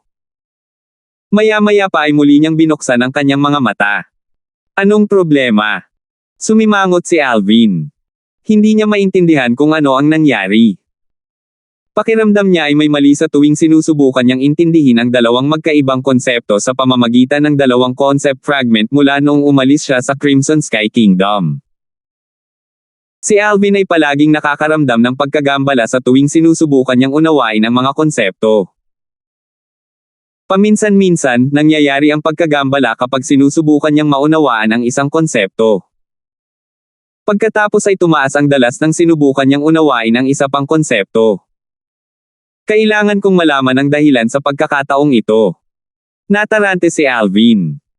Malaki ang epekto nito sa kanyang kahusayan sa pag-unawa sa mga konsepto. Sa paglipas ng panahon, paulit-ulit na nag-eksperimento si Alvin habang sinisikap niyang hanapin ang dahilan ng pagkagambala kapag naiintindihan niya ang mga konsepto. Pagkatapos ng isang oras ng pag-eksperimento, sa wakas ay natagpuan niya ang dahilan. Hindi ito maaaring tama. Natigilan si Alvin nang malaman niya ang sagot. Kung may ibang tao sa silid na nagmamasid kay Alvin, mapapansin nila ang kabuoang tatlong magkakaibang concept fragment sa mga kamay ni Alvin. Ilang sandali lang ang nakalipas, natuklasan niya na maaari niyang sabay na maunawaan ang tatlong magkakaibang konsepto sa pamamagitan ng tatlong katumbas na concept fragment. Bukod dito, ang bilis ng pag-unawa ni Alvin sa tatlong konsepto ay medyo mabilis. Higit sa lahat, nawala ang pakiramdam ng pagkagambala. I see. Na-distract ako dahil sa paghiwa-hiwalay ng malay ko. Ito dapat ang side effect mula noon sa Crimson Sky Kingdom noong na-devilized ako ng Devil Seal tablet sa pangalawang pagkakataon. Hindi mahirap para kay Alvin na alamin ito. Naalala pa niya ang dahilan kung bakit naiintindihan niya ang dalawang magkaibang konsepto ng sabay-sabay sa pamamagitan ng dalawang magkaibang concept fragment. Ito ang side effect ng pagiging devilized ng Devil Seal tablet. Sa oras na iyon, ang kanyang kamalayan ay pilit na nahati sa dalawa. Sa pagkakataong ito ay pilit na nahati ang kanyang kamalayan sa tatlo. Iyon ang nagbigay daan sa kanya upang sabay-sabay na maunawaan ang tatlong magkakaibang konsepto. Sa conclusion, ang side effect na ito ay kapaki-pakinabang sa akin. Ito ang kabuoang kabaligtaran ng kabilang side effect kung saan hindi ko makontrol ang aking emosyon. Ang huli ay nagdulot lamang sa akin ng mga problema habang ang una ay tumutulong sa akin. Nakahinga ng maluwag si Alvin matapos niyang matuklasan ang dahilan ng pagkagambala. Ito ay palaging mas mahusay na magkaroon ng kamalayan ng isang bagay kaysa sa pagkatisod ng bulag sa dilim. Hindi ko akalain na ang problemang matagal nang bumabagabag sa akin ay dahil sa pagkahati ng aking kamalayan sa tatlo. Umiling si Alvin at mapait na ngumiti. Nahati sa tatlo ang consciousness ko. I'm able to comprehend 3 different concepts at the same time. Halos doble ang bilis ng comprehension ko kumpara kanina. Lubhang nasiyahan si Alvin nang maisip niya ito. Kasabay nito, ipinikit niya ang kanyang mga mata at patuloy na nakatuon sa kanyang paglilinang. Sa kanyang mga kamay, mayroong 3 concept fragment upang tulungan siya sa pag-unawa sa 3 uri ng konsepto. 1082. Sa sandaling ito, si Alvin ay lubos na nalubog sa kanyang paglilinang at naiintindihan ang mga konsepto.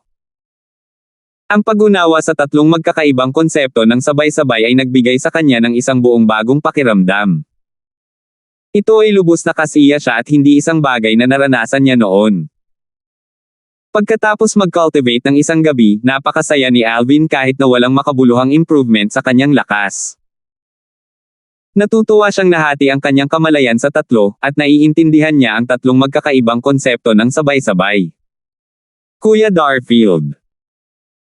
Si Alvin nakatatapos lang mag-fresh up ng mataas na ang araw sa kalangitan ay narinig ng isang katulong na tumatawag sa kanya sa labas ng kanyang pinto. Oo.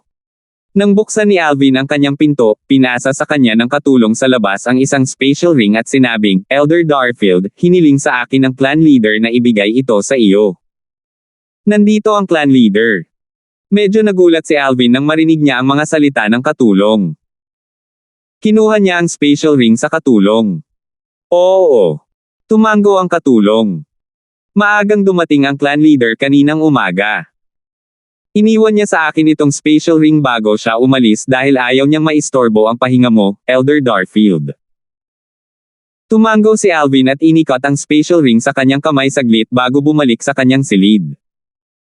Pagkatapos niyang isara ang pinto, tinusok niya ang kanyang daliri para magtatag ng blood ownership claim gamit ang spatial ring. Mukhang medyo balisa ang clan leader. Umiling siya at ngumiti bago siya tumingin sa loob ng spatial ring. Alam niya kung ano ang gustong gawin ng clan leader sa kanya. Katulad ng inaasahan niya, maraming panggamot na materyales sa spatial ring.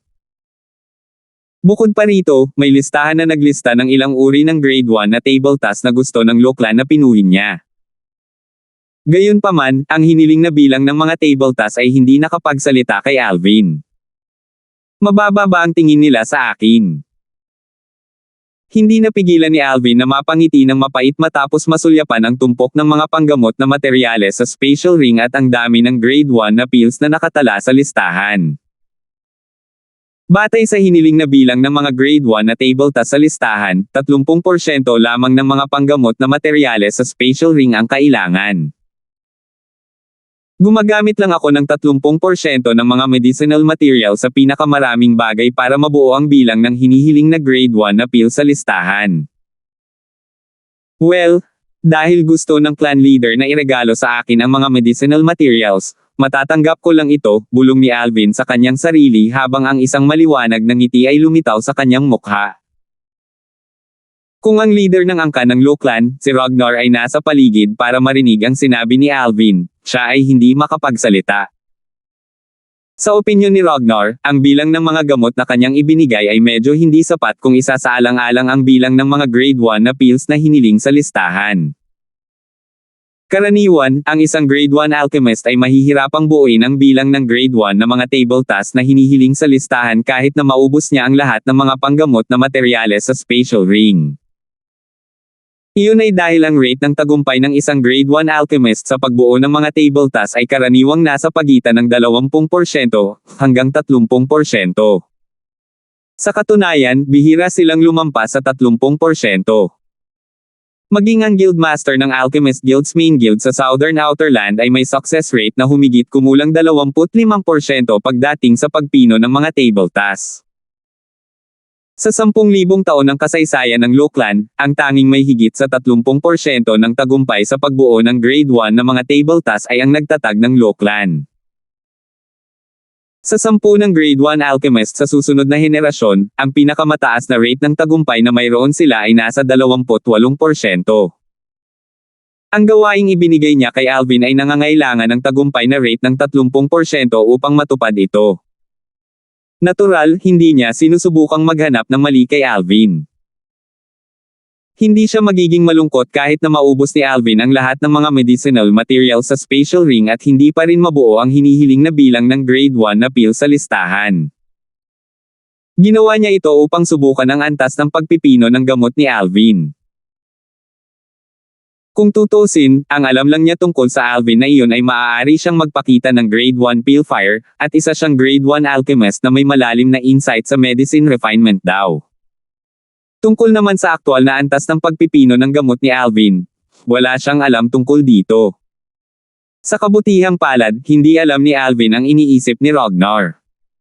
Kung hindi, kinukutya niya ito. Gustong subukan ng clan leader kung lalampas sa 30% ang success rate niya sa pagbuo ng grade 1 pills. Masyado nilang mababa ang tingin sa kanya. Dapat pansinin na mayroon siyang mga pamamaraan ng Rebirth Martial Emperor at panghabang buhay na karanasan sa pagdadalisay ng medisina. Sa mga tuntunin ng pagpino ng gamot, walang pagkakaiba sa pagitan niya at ng Rebirth Martial Emperor. Hanggat hindi siya ginulo, ang kanyang rate ng tagumpay ay 100%. Ang mga panggamot na materyales na ito ay kinakailangan upang pinuhin ang grade 1 na mga table tasks. Lahat sila ay lubhang mahalaga. Gayunpaman, higit sa 70% nito ay magiging sa akin pagkatapos ng araw na ito. Bago nagsimulang pinuhin ni Alvin ang mga table tasks, muli niyang sinulyapan ang tumpok ng mga panggamot na materyales sa spatial ring. Lalong lumawak ang ngiti sa kanyang mukha. Saglit siyang pinatahimik bago siya naghanda para pinuhin ang grade 1 pills na hiniling sa listahan. Malinaw na nasa listahan ang grade 1 life recovery pills. Para naman sa iba, may mga grade 1 na table task na katulad ng mahirap pinuhin bilang grade 1 life recovery pills. Gayunpaman, ang mga epekto ay hindi kasing lakas. Iyon ang dahilan kung bakit hindi ito gaanong ginamit gaya ng grade 1 life recovery pills. Malinaw, dahil ang grade 1 life recovery pills ay healing pills. Ito ay magiging kapaki-pakinabang kung sino man ang nasugatan. Tulad ng para sa iba pang mga table tasks, ang mga epekto ay hindi rin malakas. Magkano dapat ang kadalisayan? Matapos kunin ni Alvin ang kanyang kaldero at ihanda upang pinuhin ang hinihiling na grade 1 na table task, bigla niyang naisip ito. Nalilito siya kung ano ang susunod na gagawin. Sa antas ng kanyang pagpipino ng gamot, walang alinlangan na napakasimple para sa kanya na pinuhin ang mga grade 1 na table task na may higit sa 70% na kadalisayan. Kung i-refine ko ang grade 1 pills na may higit sa 70% purity, matatakot ba ang clan leader? Kailangang isaalang-alang ni Alvin ang isyong ito. Oh, well. Pipigilan ko ng kaunti ang lakas ko at i-refine ang mga pills na may purity around 70%. Gumawa ng desisyon si Alvin pagkatapos niyang isaalang-alang ang tulong na ibinigay sa kanya ni Loklan. Natural, ayaw niyang mag-stand out. Sa katunayan, hindi mahirap para sa kanya na pinuhin ang mga table tasks na may higit sa 75% na kadalisayan. Ang mga table tasks sa listahan ay lahat ay napaka-basic at ordinaryong grade 1 na mga table tasks sa mga mata ni Alvin. Kung payag siya, tiyak na maaari niyang pinuhin ang tableta na may higit sa 75% na kadalisayan. Sa tingin ko, sapat na ang mga pills na may 70% purity para matakot ang clan leader. Kung pinuhin ko ang isang pill na may higit sa 75% purity, maaaring atakihin sa puso ang clan leader. Dahil ayaw mag-stand out ni Alvin, nagpasya siyang huwag pinuhin ang hiniling na grade 1 na pills na may higit sa 75% purity para sa clan leader ng Loklan, Ragnar. Kailangang sapat ang 70% na kadalisayan. Sa wakas ay tapos na si Alvin sa pag-iisip ng mga bagay-bagay, at sinimulan niyang pinuhin ang grade 1 na mga table tasks. Samantala, ang maluwag na gitnang pangunahing bulwagan sa Loklan ay siksikan sa mga tao. Ang leader ng angkan ng Loklan, si Ragnar, ay nakaupo sa pangunahing upuan. Sa ilalim niya, isang matabang matandang lalaki at isang payat na matanda ang nakaupo sa magkabilang gilid niya. Bukod sa pagkakaiba ng laki, ang kanilang pagkakaiba sa taas ay medyo makabuluhan din. Ang mataba ay maikli at parang bola. Ang payat ay matangkad at parang kawayan. Kabilang sila sa tatlong pinakamalakas na Guardian Elder sa Lo Clan, Yuan at Gore.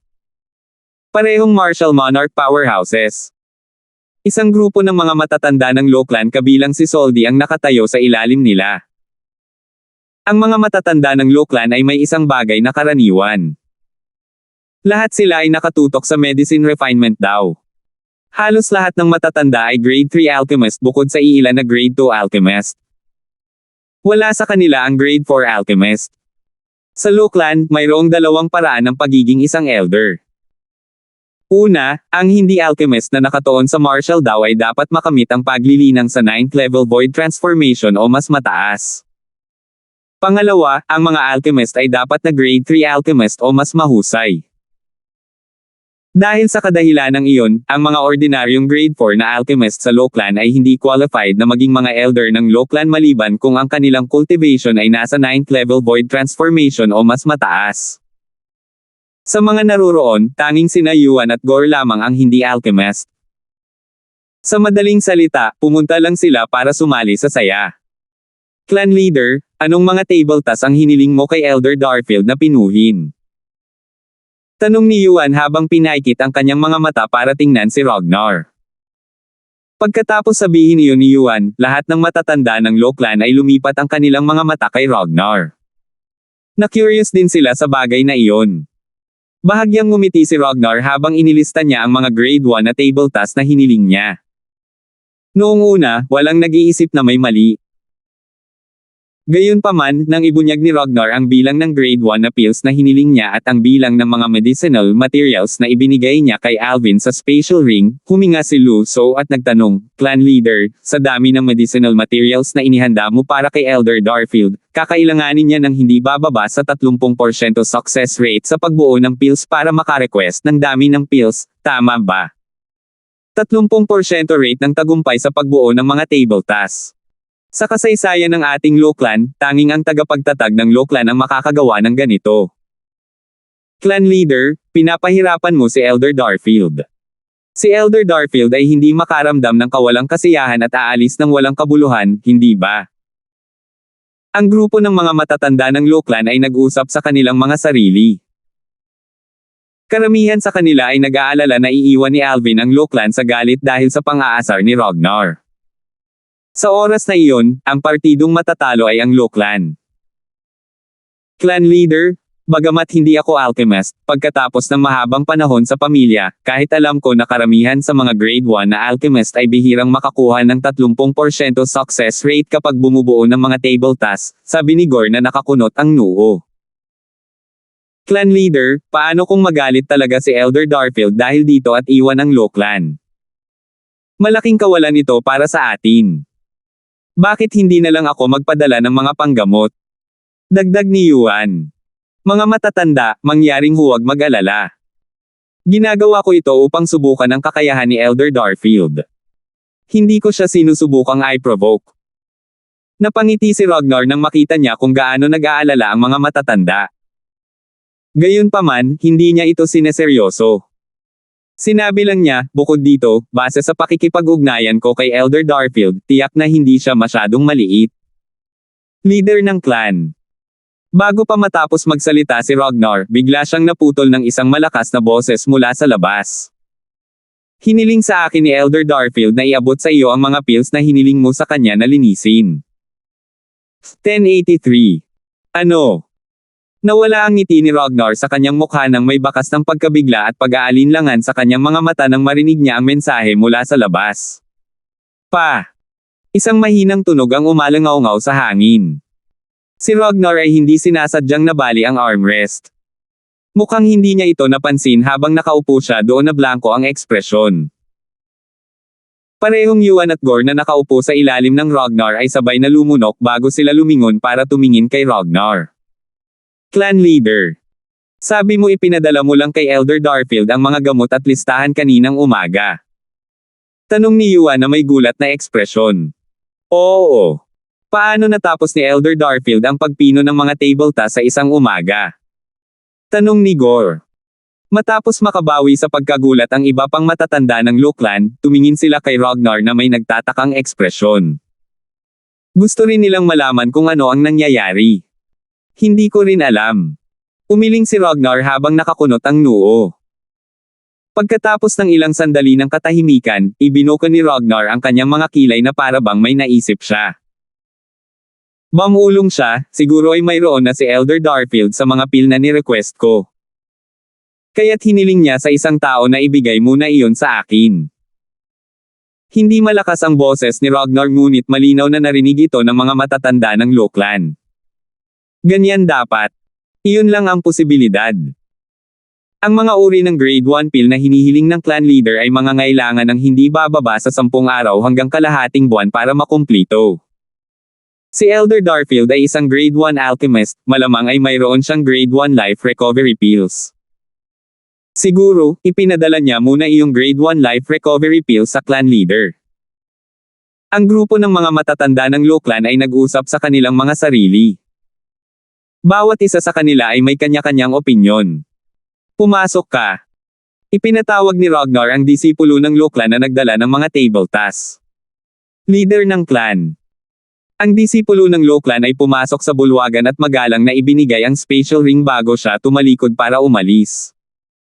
Pagkaalis ng disipulo ng Lokeland, ang mga mata ng lahat ay lumipat kay Ragnar, ang clan leader ng Lokeland.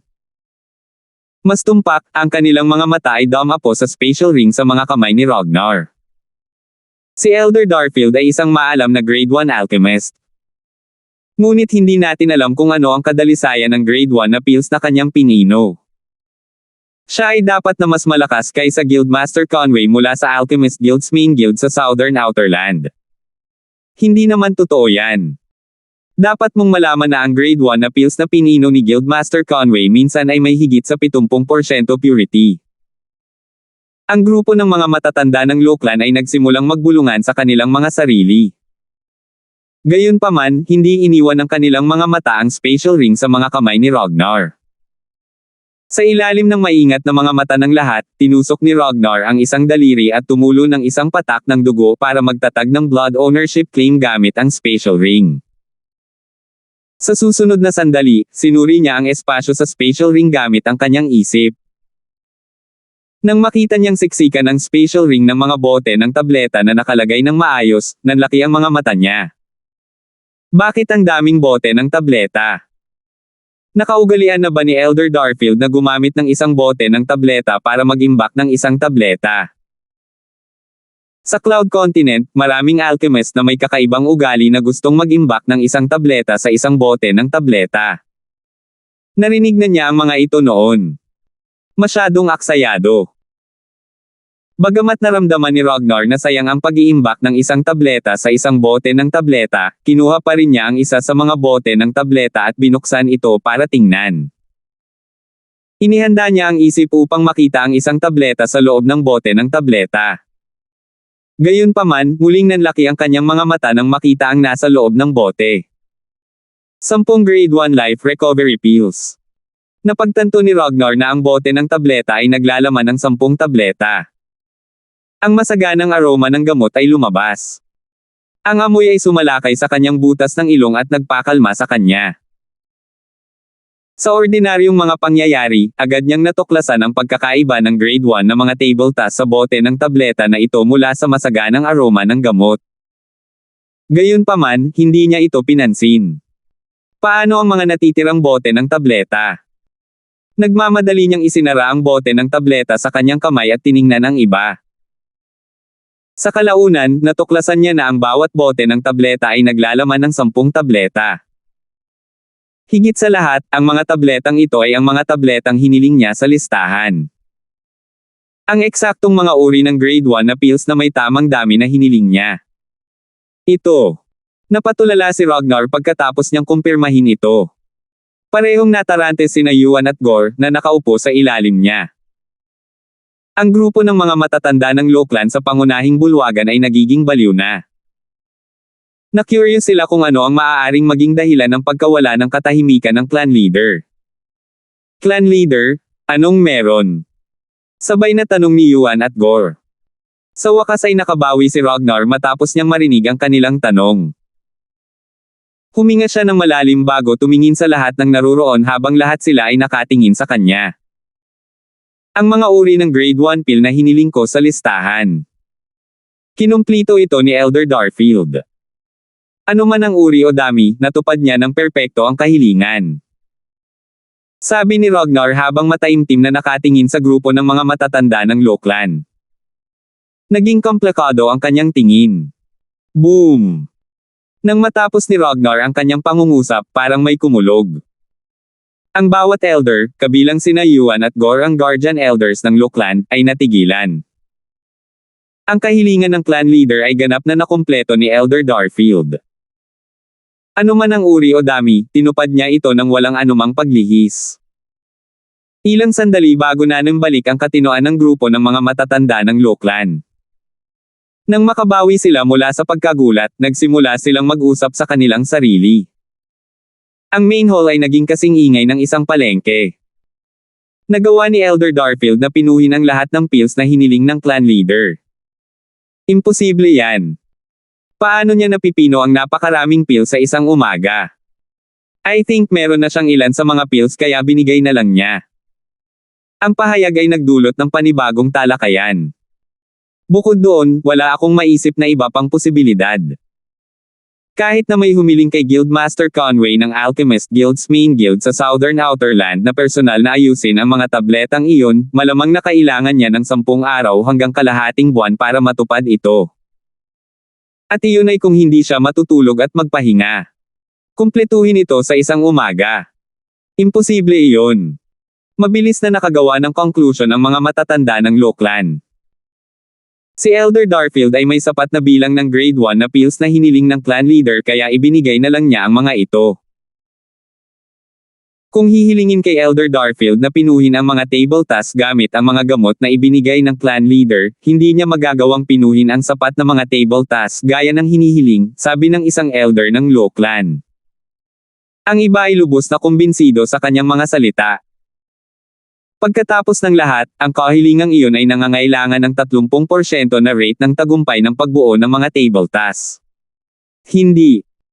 Isang boses na puno ng pagkabigla ang umalangaw-ngaw sa hangin at nilunod ang mga boses ng matatanda ng Loklan. Agad na napatingin ang lahat ng matatanda sa pinanggalingan ng boses. Ang clan leader ng Loklan, si Ragnar, ang nakaupo sa pangunahing upuan sa pinakatuktok. Sa ilalim ng nagbabantay na mga mata ng lahat, ang mga kamay ni Ragnar ay gumalaw ng kasing bilis ng kidlat. Kasunod nito, sunod-sunod na bote ng tableta ang lumabas sa kanyang mga kamay. Binuksan niya ang mga ito at kumuha ng ilang table tasks. Kasabay nito, isang masaganang aroma ng gamot ang dumaloy sa buong pangunahing bulwagan. Ang lahat ng matatanda ng Loklan ay agad na nakadama ng ginhawa at kalmado. Huminga pa ng malalim ang ilan sa kanila at pumikit sa sarap. Lahat sila ay nasiyahan sa amoy ng medicinal aroma. Di nagtagal, nanambalik ang katinoan ng ilan sa mga matatanda ng Loklan. Halata sa mga mukha nila ang pagkagulat. Ang ganitong malakas na aroma ng panggamot. Tanging ang mga sariwang pinong pills na hindi naiwan sa kaldero sa loob ng higit sa isang araw ang may ganoong aroma.